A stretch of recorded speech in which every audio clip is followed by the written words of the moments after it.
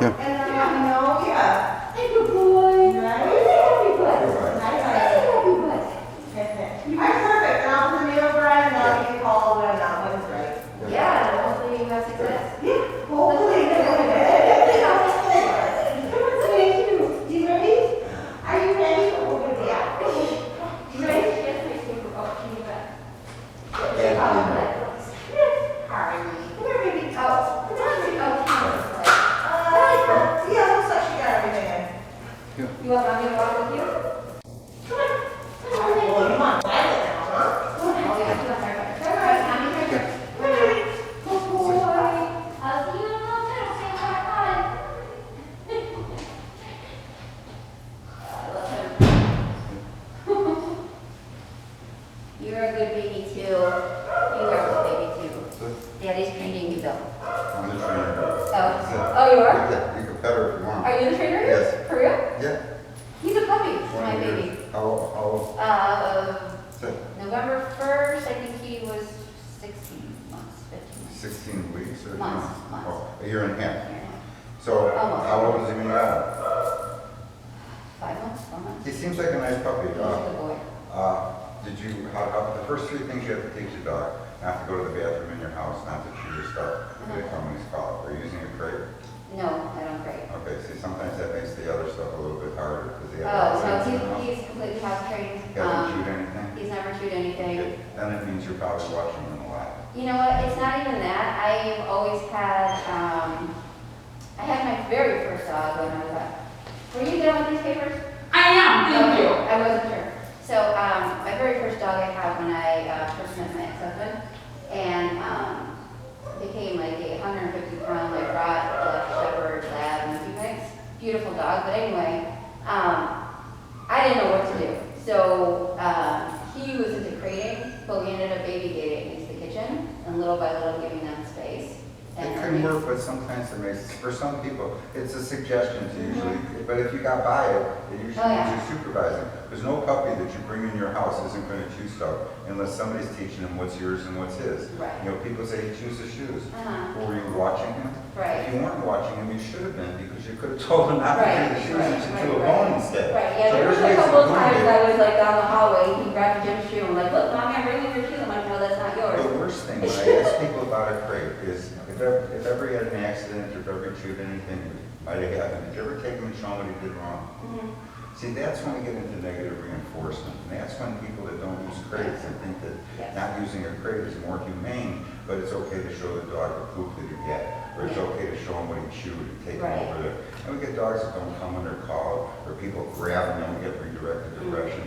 So sometimes there's stuff that could happen, and to a lot of people, if they keep them in the crate, or they supervise enough, they don't have those problems. Smokey's not going to I just felt like if they're not denied, then they're not as Oh my God, what's wrong with you? It's about supervision. Yeah. People take a puppy in their house. Well, that'll work, except sometimes people don't baby gate, they use a laundromat. The problem with the laundromat, it might work fine for a long time. You know, some dogs, keep in there long enough, a puppy's going to start chewing moldings because he's got nothing to do when he's bored with his toys. But sometimes, even if the dog grows up but doesn't chew the moldings, because once they start in that laundry room, the whole house is fair game. But then, if everything is fine and the laundry room works great, and then all of a sudden, one day your neighbor has a plumbing problem, he didn't tell you about it, and he has a tractor that comes out and digs up his backyard, and your house is vibrating, and your dog goes, I'm getting out of here, and eats through the door, eats through the drywall. I mean, that's stuff that, you know, nobody, I hear about, but not every dog is going to do that. But that's why we use a crate, because a crate, but I mean, again, if it's working, I don't care. I tell people that. It's like whatever you do at home, as long as you don't show them what he did wrong. And it's about supervision, you know, most dogs will do something. And I did like 2 hours I left and I put a camera up and I put A camera helps if you're walking. Again, it's super. If you're, you know, I had a camera up, but you chewed all this stuff. Well, what were you doing? You know, I say keep the dog on a leash. People say he chewed through the leash. I go, when I said keep him on a leash, I'm not watching. Don't let him chew through the leash. You know, what were you doing? I was on the computer. Well, then maybe you should have been in the crate because now he chews through the leashes. Or you could have just said, no, here's a dog home. Chew this. Here. She's a little over your Pyrenees. Okay. About the same age as yours. Good. But are you thinking of doing any obedience with it? I did originally, I wasn't for it. He did have one bad habit when, he learned at daycare, I don't know where it came from, but I broke him of it somehow, just by not paying attention to it. He would get overly excited on walks, and he would think that my feet are another puppy, and he would go to play, and then he'd take me by the foot with the shoelace. But again, he was in a puppy stage, and I broke him of it just by going, like that, and I would stop walking. Well, if that works, whatever works, the dog shouldn't touch with the mouth or the paw, like that. No, sit. So I say no, sit, and then I give her attention. My way. Yes. This one would like to put her paws in my shoulder and kiss me. Good.